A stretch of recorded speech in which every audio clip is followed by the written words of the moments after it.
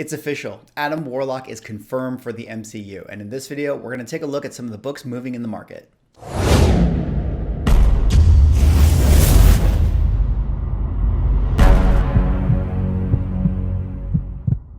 Ladies and gentlemen, welcome back to another video with Swaggle. And in this video, we're going to talk about the big news that happened yesterday. Adam Warlock confirmed for the MCU. It's very, very exciting stuff. We got our official casting for the character. James Gunn even confirmed that this, in fact, was the case. And it's 100% confirmed now that we have Adam Warlock coming to the MCU. And you know what that means. All the books in the market have absolutely been exploding. So in this video, I kind of want to take a look at some of that movement in the market with you guys, look over some of the numbers just to see kind of what is happening. And then later on in the video, maybe talk about a little bit of like speculation stuff of what potential other books could be interesting, having this rumor confirmed, and also what other character might make their way into the MCU.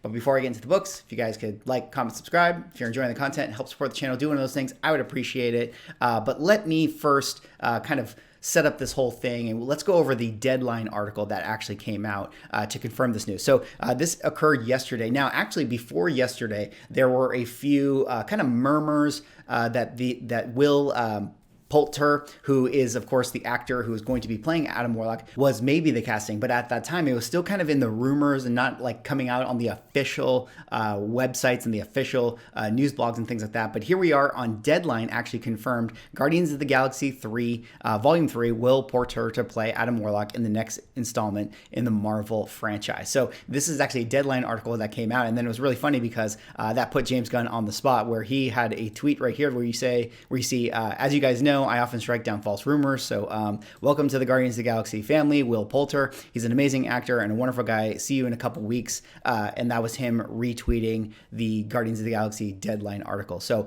really, really cool. Already we're getting fan art out there, but really cool to see that we are going to get Adam Warlock in the MCU. And then this is actually like super exciting stuff because Will Poulter, I mean, you know, he's been in a bunch of random different projects, Black Mirror, he's been in We Are the Millers and things like that. He's a great actor. Like everything he's in, he's played super different characters. So I'm really excited to see what his take on Adam Warlock will be. The other thing I think is interesting about it is that, you know, he's a young guy. He's only like 28 years old. So I feel like, you know, this is intentional to cast someone in that age range. It feels like Adam Warlock is going to be someone who plays a major role in the MCU for many years to come. So with that being said, there are some books that I really wanted to kind of dig into the numbers with you guys and look at, you know, what has been moving on eBay and things like that. We're of course, going to talk about Marvel Premiere #1. This book has absolutely been flying off the charts. And then another book, of course, we got to talk about the big one, Thor 165. This is the first full appearance of him, the character that was Adam Warlock before he was branded as Adam Warlock. So we got to dig into the numbers for these books. We got to look at the eBay sales. We got to look at the GPA charts, things like that. But before I get into those numbers, I do have to shout out the sponsor of this video, MySlabs.com. Now, you may be a buyer looking for some Adam Warlock books, or maybe you're a seller who's trying to unload some Adam Warlock books. Well, I definitely would say check out MySlabs.com. They're a great company. They specialize in graded collectibles.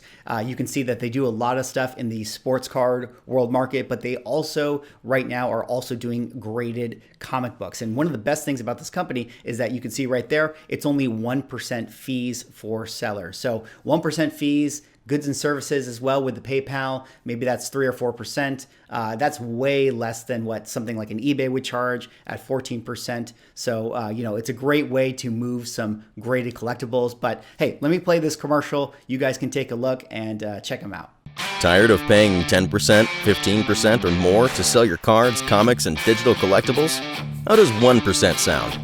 Too good to be true? Well, not anymore. MySlabs.com is the web's premier user-driven marketplace for buying and selling slabbed cards, sealed wax, and now slabbed comics and digital collectibles. So the next time you're forced to pay 10% or more to sell something from your collection, head over to MySlabs.com and join the 1% revolution. The best part about that spot is the guy's face that they use in it. He's so excited about those 1% fees. He thinks that that's the best thing ever. And I can't argue with him, because when we get into some of these Warlock prices that we're about to see, those fees would be actually pretty hefty. So definitely go check out myslabs.com and see if it's something for you. All right, so let's take a look at this book right here. This is Marvel Premiere #1. Of course, this is when him becomes the Warlock character. This is when the High Evolutionary actually transforms him into Adam Warlock, also gives him the Soul Stone in this book. So you could say that this is the first appearance of the Warlock rendition of the him character. And, it feels like a lot of the pieces are falling into place. We got rumors the other week that High Evolutionary is coming in Guardians of the Galaxy. Now we have this Adam Warlock confirmation. It feels like a lot of these rumors are actually starting to surface up. So this book is really interesting here. Definitely tons and tons of sales. But I did want to point out some of the numbers you can see. So here is just kind of like a mid-grade 5.5. And look at this thing. So about a month ago, September 11th, you're seeing a 5.5 selling for $200. Then October 10 on the rumor day, it was $300, and then yesterday, October 11th, $400, $450. So in just a month, this book has doubled in price. We can jump up here to like the 7.5 or so just to see something a little bit higher. And let's just check it out. I don't actually know what the numbers are. So September 29th sale, $404. October 11th, now $700. And when I went to like the eBay sold items, I mean, look at this. You scrub through this thing. I mean, there's so many books that are being sold. Like we got raw, we got graded, 1, 2, 3, 4, 5, 6, 7, 8, 9, 10, 11, 12, 13, 14, 15, 16. You can see pages and pages. This is all just from yesterday. All these Adam Warlock books being sold. Of course, the search engine is not perfect, so it does show different things. And then we got to talk about, Thor 165, first full appearance of him. This is another book that is going bananas in the market right now. Look at this right here. This is, to me, is painful to see this. So you have someone, in August, you bought this book for $2,500, and then on the rumor day, October 11th, someone bought this for $2,280, right? So they were the first one. They saw that rumor, they made that purchase, and then just later in that day, October 11th, someone had to go to $3,500. So you went from $2,280 at the start of the rumor to $3,500 by the end of the day. That is insane that someone had to pay $1,300 more for the same book in the same day because they were just flying off of the charts that fast. So Thor 165, absolutely blowing up right now. And it's really interesting. And let me know what you guys think. I mean, I feel like depending on how the movie plays out, one of these books could kind of become the go-to book. I mean, I think that this is generally considered in the comic book community as the first full appearance of Warlock, even though he's known as him. And so I think for that reason, this will always probably be more expensive than the Marvel Premiere 1 book, this one right here. Also, the Thor book is from 1969. The Marvel Premiere one is 3 years later from 1972. So we're talking Silver Age versus Bronze Age here. So I feel like this book is probably always going to have a little bit of that premium over the other one. But it'll be interesting because I feel like if in the movie we get the High Evolutionary creating Warlock, and of course that's what happens in this particular book right here, High Evolutionary creates Adam Warlock. I feel like if we get that storyline, that'll be interesting of like what that means for this book. That'll make this one even that much more significant. So I think that this is a great buy. Maybe not right now. I mean, obviously things are absolutely exploding, but maybe as things kind of dip back down and cool off a little bit, this one might be a great book to have in your collection. Additionally, the Cocoon books, you guys know those Cocoon books, Fantastic Four, 67, and even 66. Those ones are also flying off the shelves right now. All these sales, October 11th, there you can see right there, October 11th.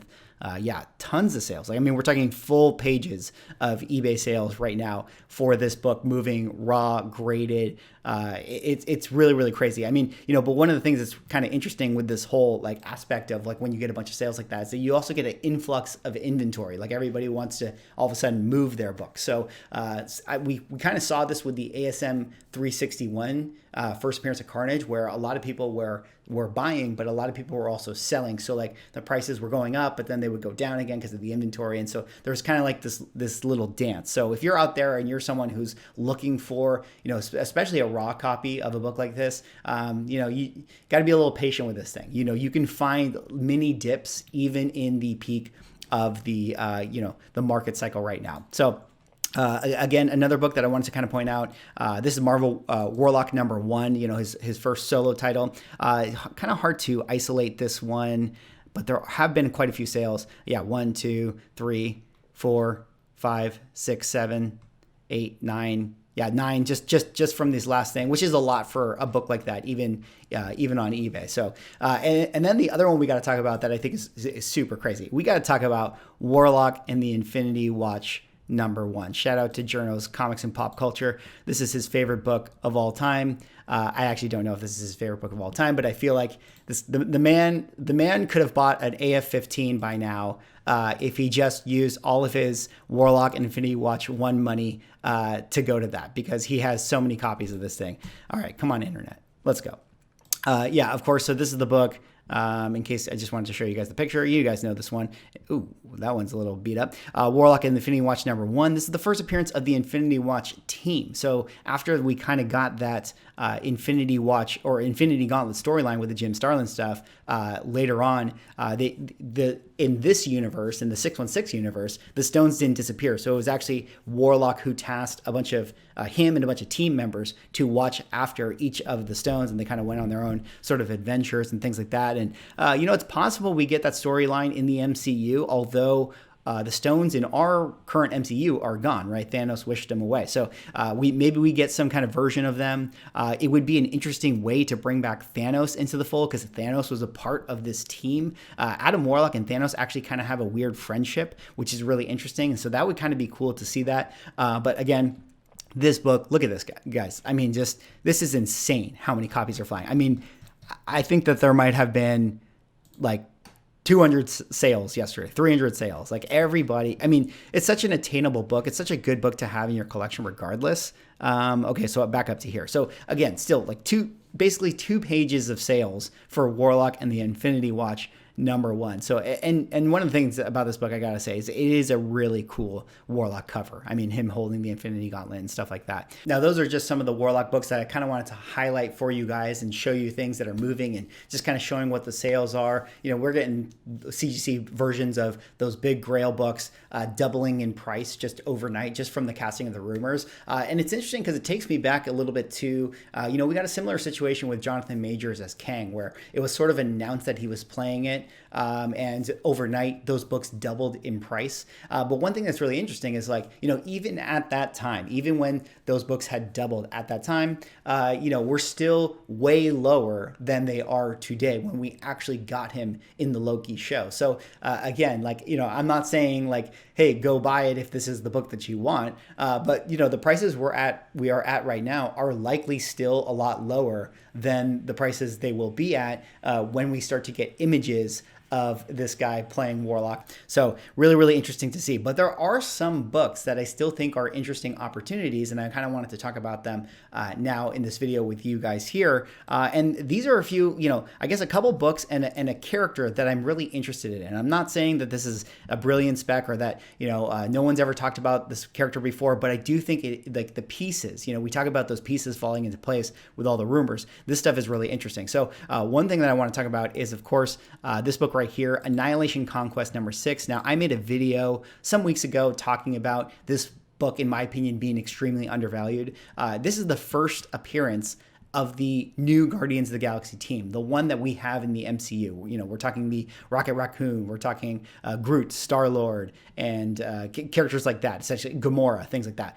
This team actually also has Adam Warlock in it, right? So it feels like, you know, if we get Adam Warlock in the Guardians of the Galaxy movie, and then maybe there's even a moment where he like joins the team, right, so to speak. I mean, how many books in the market have gotten extremely hot because it's like Scarlet Witch joins the Avengers, or this character joins the X-Men, things like that. It doesn't feel like we've gotten those same sort of spikes with the Guardians of the Galaxy, or them joining the team in the Guardians of the Galaxy. Now, not to say that this is a book that is like cheap or anything, but again, a very, very affordable key. I mean, look at 9.8's fair market value around the $230 range. So that's a pretty good value overall. Not to say that you can find those prices on eBay, but generally speaking, it feels like this book has a lot of room to grow as the first appearance of that team. Additionally, the team would get its own solo title like a few months later. Of course, this is the Abnett writing these stories here, and this is Guardians of the Galaxy #1, and this is kind of the first solo title of the team. I think that this has some interesting stuff here, like Adam Warlock joins the team. This is what Go Collect has here. So, and they call this the first appearance of the new Guardians of the Galaxy, but I don't actually think that's true. It's actually in Annihilation Conquest #6. But hey, either way, these are two interesting books to talk about. And even though they command a little bit of a premium, I could see these books really, really exploding once we get the trailers for Guardians 3 and we get closer to the movie. Now, the other thing I want to talk about, actually, let me make this big again. The other thing I want to talk about is, look at the characters we have on this image right here. We got Star-Lord, we got Adam Warlock right there, we got Rocket, we got Drax, we got Gamora, and then we got to talk about this character right here, who is actually Phyla-Vell Quasar. Now, Phyla-Vell is the character that I think is really interesting with regards to, specking on this sort of Guardians of the Galaxy universe. I mean, a lot of people think that we're going to get Moondragon. I think that that's a great potential. We're going to get the daughter of Drax, but it seems like so much inspiration is being taken out of this Abnett Guardians of the Galaxy run, and it feels like maybe we're going to retire some characters. Drax might go away, or Gamora might go away, or Rocket might go away, and so it feels like they're kind of refilling the roster, and Adam Warlock is going to be one of those characters. But the other character amongst that group is Phyla-Vell here, and Phyla-Vell is the daughter of Captain Marvel through wibbly wobbly space craziness, but she makes her first appearance in this book right here, the new Captain Marvel #17. This is a book that came out in 2004. This is her first full appearance. Additionally, later on, from being that Phyla-Vell first appearance, she would actually go on to become Quasar. So in Annihilation Conquest #1, Quasar #1, this is when Phyla-Vell becomes Quasar. And this is the iteration of the character that would be on that Guardians of the Galaxy team. So I think that this is a really interesting book, not expensive at all right now.